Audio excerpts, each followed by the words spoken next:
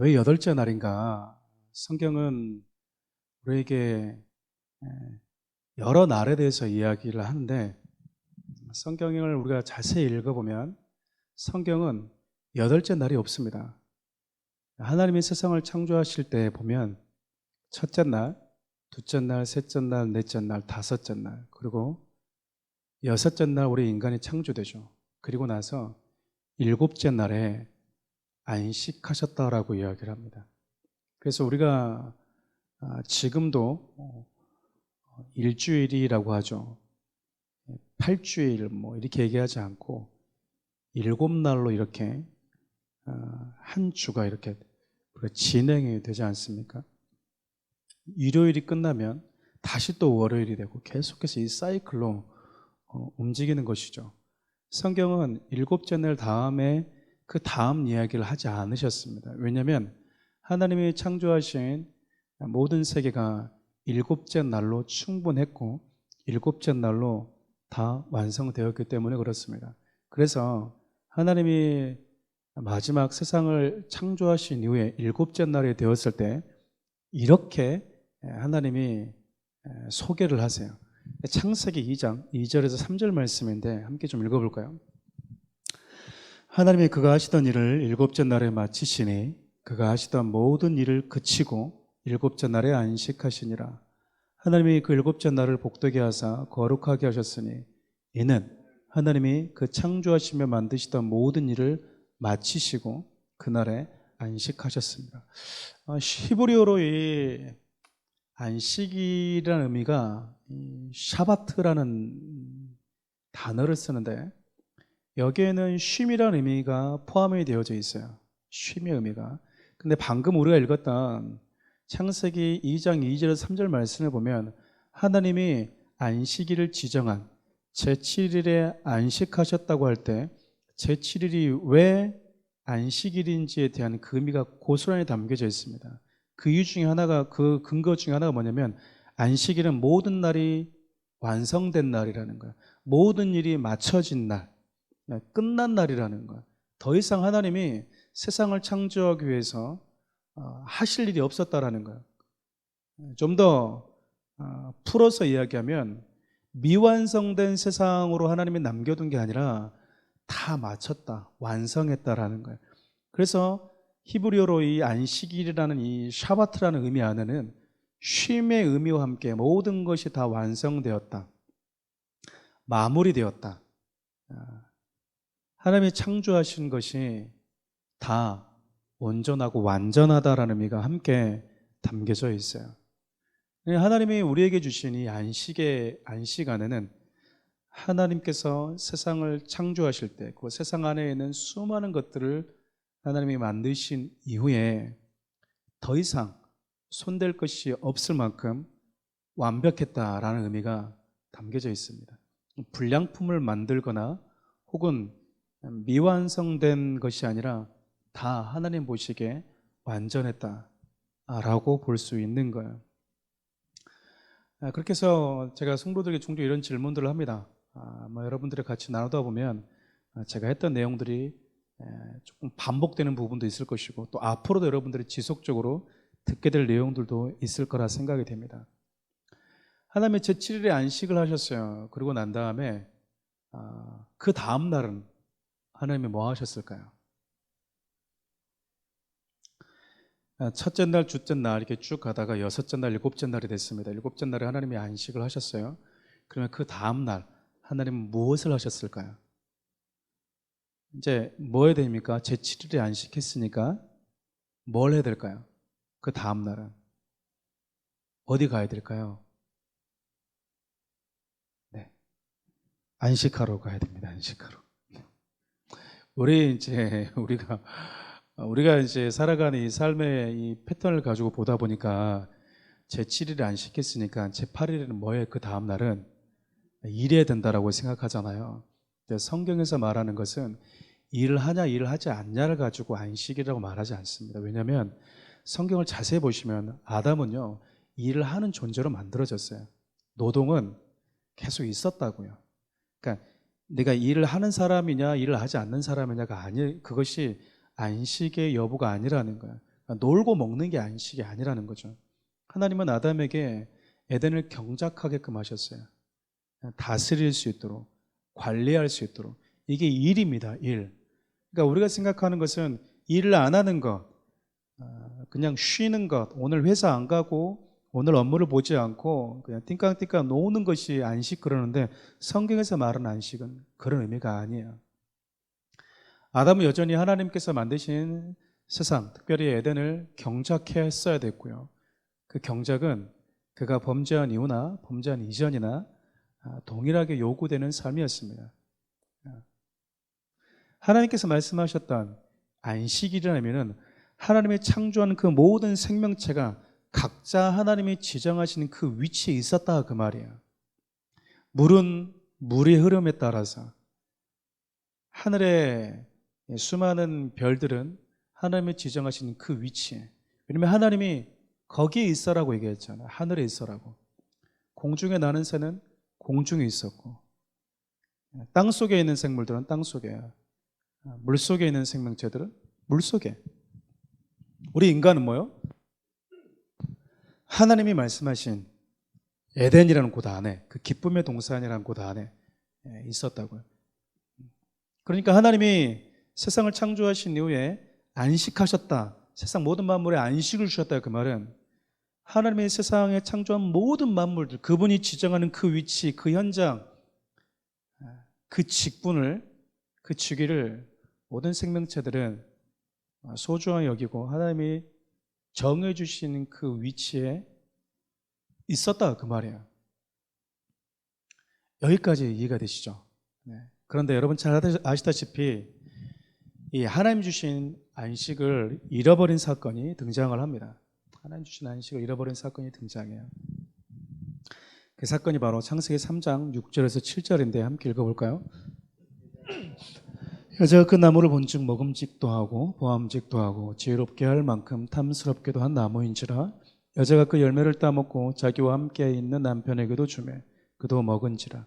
이에 그들의 눈이 밝아져 자기들이 벗은 줄을 알고 무화과 나무 잎을 엮어 치마로 삼았더라. 하나님께서 우리 인간에게 주신 위치가 있죠. 너는 땅을 경작해라. 그리고 너는 할 수 있는 게 있지만 동시에 할 수 없는 것이 있다. 그리고 너는 해서는 안 되는 것이 있다. 그것이 하나님이 우리에게 정해준 위치였다라는 거죠. 쉽게 얘기하면.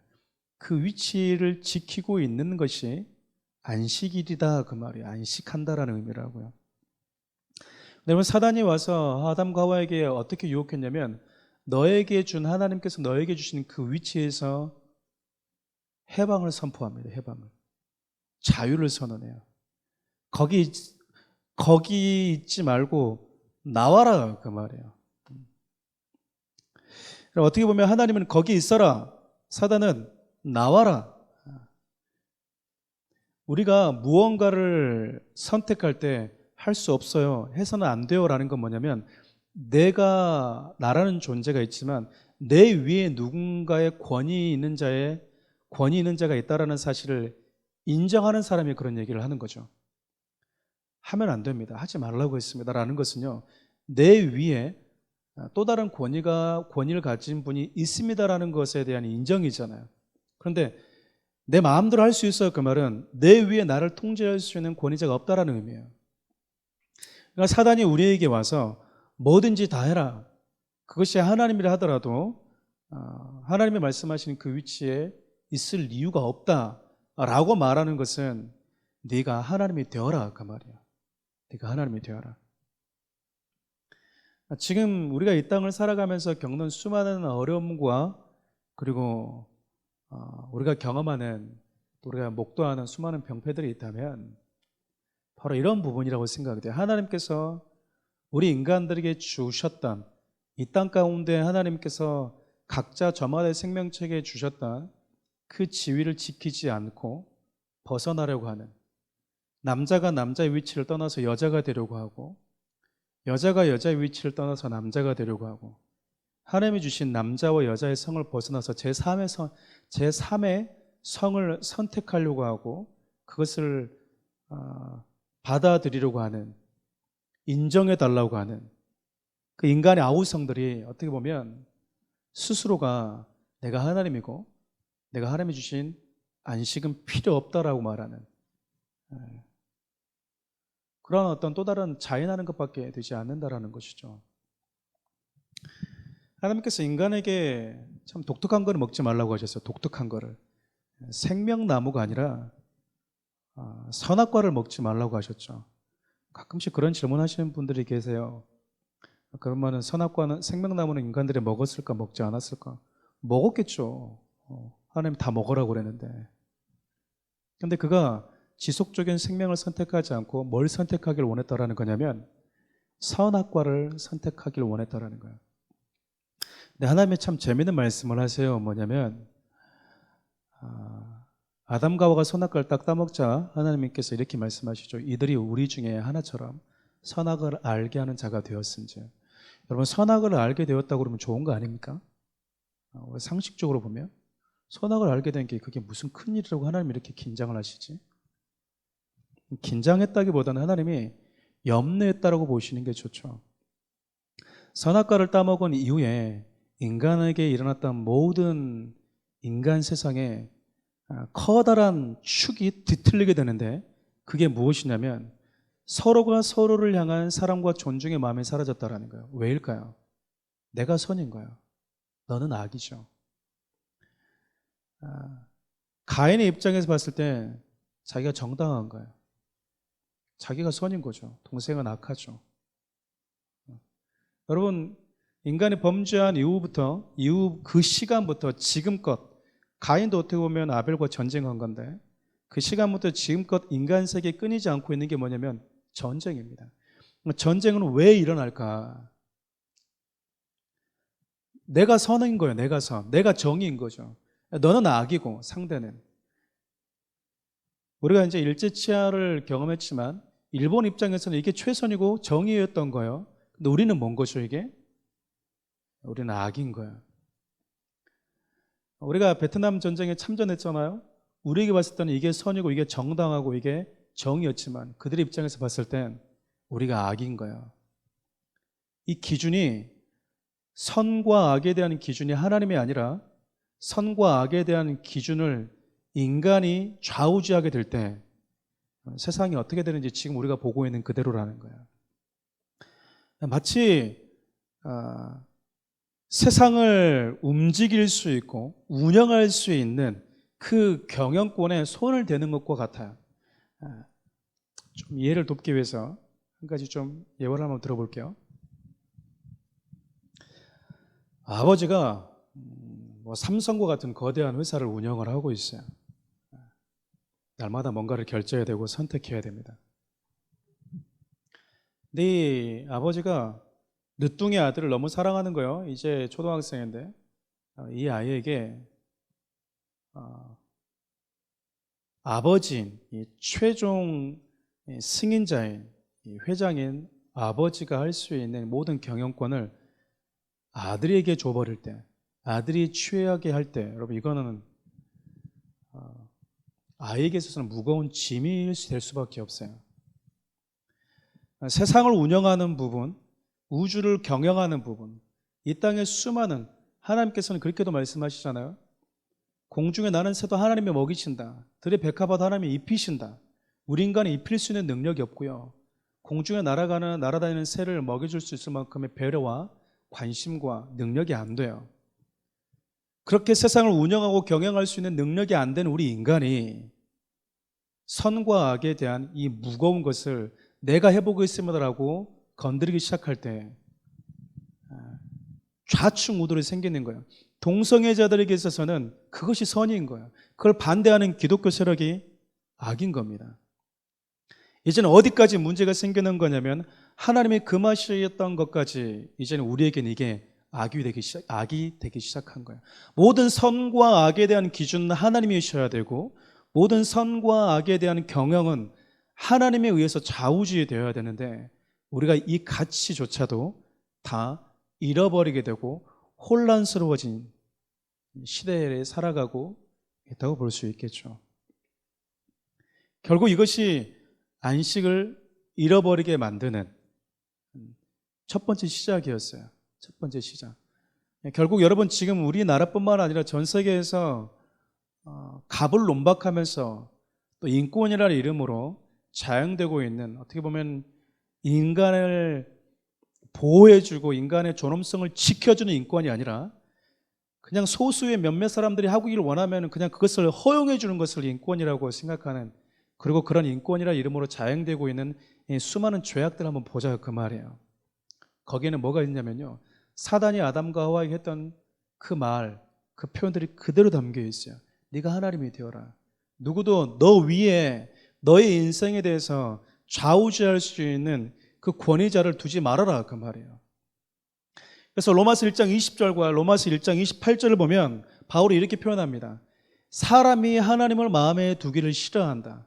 이 얘기는 무엇이냐면 내가 하나님이고 싶고 내가 내 인생 가운데 주인이고 여전히 하나님화 되어서 살아가고 싶다라는 거예요. 우리가 신앙생활을 함에도 불구하고 여전히 내 삶의 주인이 하나님이 아니다. 그것은 여러분 예수를 올바로 믿고 있는 믿음이라고 보기가 그래서 어려운 거예요. 우리가 예수를 믿고 있다는 이야기는 기존에 내가 어떤 삶을 살아왔든지 관계없이 이제 내 삶의 주인은 하나님이십니다. 사단이 아담과 하와에게 네가 하나님이 되어라. 네가 모든 것을 할 수 있다. 너 위에 너에 대해서 이렇다 저렇다 가타부타 결정할 수 있는 권위자는 없다라고 했던, 그렇게 살아왔던 사람들이 내 인생의 왕을 하나님으로, 내 인생의 주인을 하나님으로 인정하며 살아가는 게 그게 신앙이고 그게 그리스도인이거든요. 그리스도인이 세상과 다른 건 그거예요. 우리에게는 하나님이 있다라는 거, 주인이 있고 왕이 있다라는 거죠. 근데 예수를 모르는 사람들은 그냥 그들이 왕인 거예요. 그 이야기는 뭐냐면 하나님이 왕이었고 통치자였고 주권자였고 그분으로부터 청지기적 사명을 위임받았던 인간이 원래 상태로, 그 상태가 원래 인간의 모습이었는데 자기가 하나님이 되고 자기가 왕이 되어 살아가고 있다는 것은 범죄하고 하나님을 떠나버린, 하나님이 만드신 모든 것이 완전했다고 하는, 거기서 이탈된 사람들의 모습이라고요. 성경의 기준으로 봤을 때는 비정상적인, 하나님이 처음에 창조하셨을 때 모습에 엇나간 인간의 모습이고 사회의 모습이라고 볼 수 있는 거예요. 그래서 하나님께서 세상을 창조하실 때 인간들에게 쉼을 주었다, 안식을 주었다, 이 말은 그냥 단순한 게 아니라요, 우리 인간들이 지켜야 될 위치, 우리 인간들이 사수해야 되는 가치, 하나님이 우리 인간에게 부여하신 존엄성, 하나님을 우리의 왕이자 우리의 창조주로 모시고 그분이 우리에게 지키기를 원하셨던 삶의 자리를 지켜내는 것. 여러분 결국 신앙생활하면서 또 이 땅을 살아가면서 성도들이 지켜내야 되는, 그것이 교회 안이든 교회 바깥이든 그게 정치 영역이든 문화의 영역이든 성도들이 지켜내기 위해서 목소리를 내고 있는 이유가 바로 여기에 있는 거예요. 여기에 있는 거라고. 하나님께서 주신 이 안식에 우리가 창세기 3장 6절에서 7절에 나와 있던 것처럼 인간이 사탄의 유혹, 즉 우리에게 청지기적 사명이자 우리에게 어떤 권한을 부여하신 존재를 거부하고 내가 주인이고 내가 왕이고 내가 하나님으로 살아가고 싶어하는 그 욕심에서 이 안식은 깨져버리기 시작합니다. 인간이 범죄하고 난 이후, 즉 안식을 잃어버리고 난 이후 생긴 가장 큰 비극은 뭐냐면요, 땀 흘려서 일하게 된 게 아니에요. 인간이 범죄하면서 모든 것의 위치가 뒤틀려 버렸다라는 거예요. 한번 상상해 보십시오. 짐승들의 이름을 누가 지어줬어요? 짐승들 이름을 누가 지어줬습니까? 짐승들 이름을 하나님이 지어줬습니까? 아담이 지어줬잖아요. 여러분 이름을 지어줬다는 것은 무슨 의미가 있을까요? 주권자라는 의미잖아요. 그러니까 동물들은 그때 당시에 범죄하기 이전에 인간을 어떻게 봤을까요? 저는 그런 상상을 해보거든요. 시편 8편을 보면 여호와 우리 주여 주의 이름이 온 땅에 어찌 그리 아름다운지 쭉 설명하면서 그를 천사보다 조금 못하게 하시고 영화와 종기로 관을 씌우셨나이다라는 표현들이 있는데, 보이지 않았을까? 동물들의 눈에 하나님이 그에게 씌우셨던 영화와 존귀의 관을 조금 더 한 발자국 조금 더 이렇게 나가서 설명하면, 지금도 동물들은 그 잔재 때문이지 인간 무서워합니다. 우리가 동물 무서워하는데 동물들이 인간 보고 피해요. 움찔거린다고요. 그들보다 힘이 세서 그런 게 아니에요. 하나님의 인간에게 주신 존귀와 영화라는 그 관이 있었기 때문이라고요. 근데 여러분, 인간이 하나님이 주신 범죄한 범죄하고 하나님이 주신 그 자리에서 딱 이탈하게 되자 인간을 바라보는 동물들의 눈빛도 달라져요. 그리고 동물들과 세상을 바라보고 자연을 바라보는 인간의 눈도 달라져요. 보호하고 지켜줘야 된다는 것이 아니라 내 욕심을 채우기 위한 도구로 전락했다고요. 하나님께서 인간에게 주셨던 이 안식, 그러나 이들이 하나님께서 주신 안식, 죄로 인해서 잃어버렸을 때, 안식을 잃어버렸을 때 나타나는 가장 큰 비극이 하나님이 주신 위치를 벗어났다는 거예요. 그래서 유다서 1장 6절과 7절을 보면요, 이 귀신의 사단, 어둠의 영들을 하나님이 어떻게 표현하시냐면 하나님이 주신 지위와 직분을 버렸다라고 얘기합니다. 그 지위를 지키지 않았다라고 표현합니다. 그래서 어둠의 영들은 지금도 우리에게 다가오면 늘 뭘 하냐면 하나님이 주신 그 지위를 벗어나게 만들어요. 위치를. 그러니까 안식을 잃어버렸다는 가장 큰 비극은 하나님이 주신 그 자리에서 이탈되었다라는 거야. 그러면 하나님이 주신 그 자리에서 이탈되면서 어떤 결과가 찾아왔냐? 그게 죽음입니다. 죽음. 그러니까 인간의 이 죄는 단순하게 죄가 아니라 하나님이 만드신 쉼이라고 표현하셨던 안식으로 가득했던 그 세상 안에 죄와 죽음이라고 하는 저주가 들어올 수 있도록 길을 내준 것과 똑같은 역할이었다라는 거야. 가끔씩 우리에게 이런 질문들을 합니다. 왜 이 세상에 이런 비극적인 일이 목사님 존재합니까? 하나님이 살아계시다면. 아담이 범죄했을 때도 하나님은 살아계셨어요. 가인이 아벨을 쳐 죽일 때도요, 하나님은 살아계셨다고요.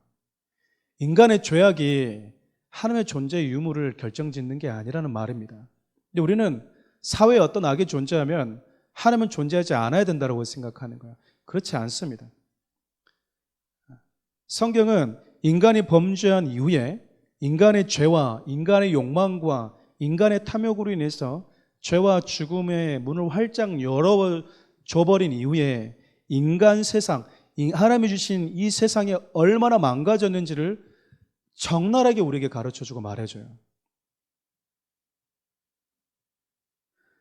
그러니까 지금 저와 여러분들이 살아가고 있는 이 세상은 어떤 세상이냐면 아담과 하와가 범죄하고 하나님이 주신 지위를 떠나버린 상황 속에서 망가진 세상을 그대로 아직까지 우리가 경험하고 있다는 거예요. 그러니까 아담이 경험했던, 범죄한 이후에 경험했던 세상과 지금 저와 여러분들이 경험한 세상이 별 다르지 않다라는 겁니다. 어떤 의미에서요? 죄와 죽음의 저주가 들어와서 여전히 활개를 치고 있다는 의미에서는 범죄한 이후 아담이 경험했던 지금 이 세상과 저와 여러분들의 발 딛고 사는 세상이 별반 다르지 않아요. 그렇기 때문에 목사님, 왜 이 땅에는 악이 존재합니까? 라고 물어보면 우리 아담한테 물어봐야 돼요. 아담과 하와의 이 사건으로 인해서 죄와 죽음이 없던 이 세상, 죄와 죽음이 넘보지 못했던 완전한 안식이 있던 이 세상에 죄와 죽음이 들어와 버린, 그래서 이렇게 망가진 거거든요. 그럼 하나님은 그렇게 잃어버리는 안식, 하나님이 주신 소중한 안식을 잃어버린 우리 인간들 향해서 하나님은 무엇을 약속하셨는가? 그것이 바로 여러분 잘 아시는 창세기 3장 15절입니다. 읽어볼까요? 내가 너로 여자와 원수가 되게 하고 내 후손도 여자의 후손과 원수가 되게 하리니 여자의 후손은 내 머리를 상하게 할 것이요 너는 그의 발꿈치를 상하게 할 것이니라. 참 재미있죠. 독특하게 하나님이 잃어버린 안식의 현장 가운데 살아가는 비극적인 그 결말을 맞게 되는 인간들 향해서 하나님이 약속하신 게 여자의 후손이었다고요. 저는 좀 안타까운 게 뭐냐면 하나님께서 주신 위치를 떠나면 네가 왕이 되면, 네가 하나님이 되면, 네가 네 삶의 주인이 되면, 네가 네 인생의 주체자가 되면, 네 인생의 핸들을 네가 잡으면 너 하나님처럼 돼. 너 진짜 멋있어져. 더 나은 삶이 기다리고 있어. 근데 여러분 아담과 하와가 해보니까 이렇게 돼버렸잖아요. 근데도 아직까지 우리가 정신을 못 차리고 여전히 내 인생 핸들을 내가 잡으려고 한다니까요.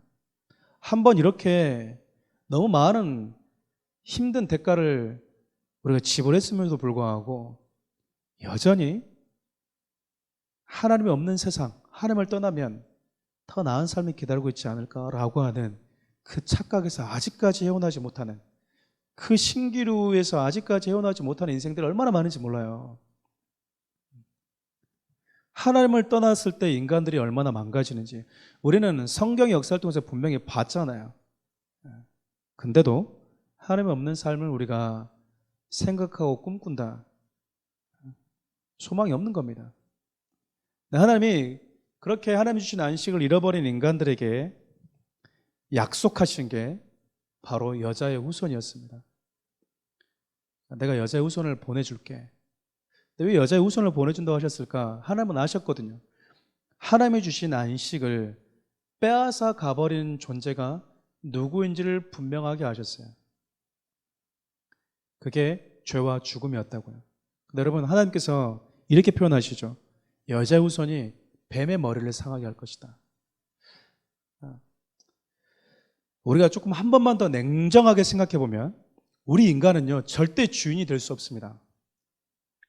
우리는 그 무언가를 믿으면서 살아가요.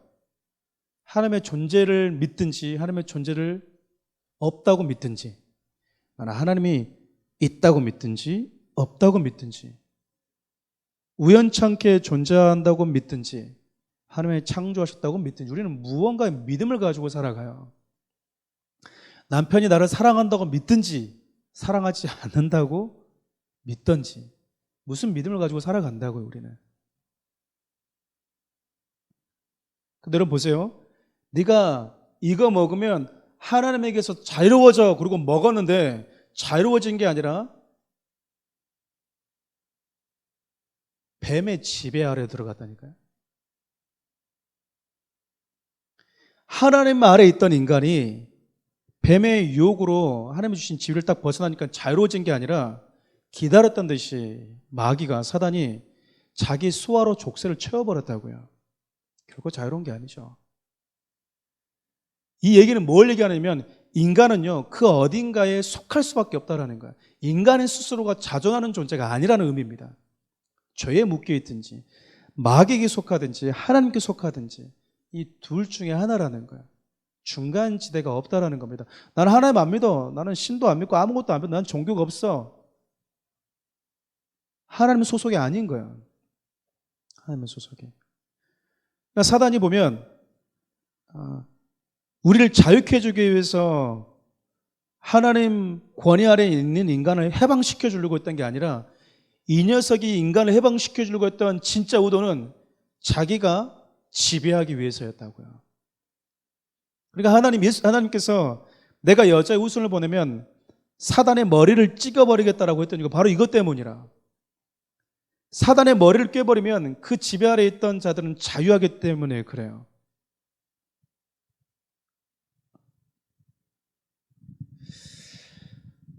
또 하나님께서 여자의 후손을 약속하신 이유가 뭐냐면, 예수를 약속하신 이유가 뭐냐면, 분명히 우리 인간이 하나님이 주신 안식을 잃어버렸을 때 그 안식을 빼앗아 가버린 주체가 어둠의 영이라는 것도 우리 하나님은 사단이라는 것도 아셨지만 죄와 죽음이라는 이 권세가 사라지지 않는 한 인간에게 참된 안식은 주어지지 않는다라는 것을 아셨다고요. 그래서 하나님께서 여자의 후손을 보내시겠다, 그 말은 남자의 씨가 아닌, 즉 범죄한 아담, 첫 번째 사람인 아담의 씨가 아닌 다른 씨를 보내주겠다는 거예요. 다른 씨.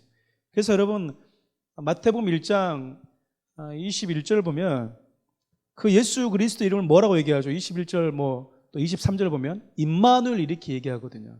우리 곁에 오신 하나님. 가끔씩 그런 얘기를 하는 분들이 계세요. 어떻게 남자와 여자가 관계를 맺지 않은 채 동정녀인 처녀 몸에서 나올 수 있냐? 그래서 나는 기독교를 못 믿는다. 여러분 그러니까 믿어야 되는 거예요. 만일 남자와 여자의 관계 속에서 예수님이 태어났다 그러면 그분은 여자의 후손이 아닌 거예요. 그분은 우리를 다시 이 억압된 죄와 죽음 안에서 우리를 자유케 해줄 수 있는 자격이 없는 분이라고요. 왜일까요? 죄인이 죄인을 어떻게 구원합니까? 자신도 죄와 죽음 아래에서 그 운명을, 그 결과를 피할 수 없는 운명을 가지고 태어난 존재가 어떻게 죄인들을 구원하냐 그 말이에요. 수영도 못하는 사람이 어떻게 태평양에 빠지는 사람을 구출해내냐 그 말이에요. 어불성설이에요. 여자의 후손으로 왔다는 이야기는 죄에 감염된 인간의 씨가 아닌 하나님의 생명으로 오실 분에 대해서 소개하고 있는 겁니다. 그분이 우리 인간에게 안식을 빼앗아 가버린 죄와 죽음의 권세, 그리고 마귀의 권세를 깨트려 버리실 것이다. 왜요? 그래야만이 잃어버렸던 안식이 되찾아지기 때문이다 라고 우리 하나님 말씀하고 있는 겁니다. 오늘 여기까지 하겠습니다.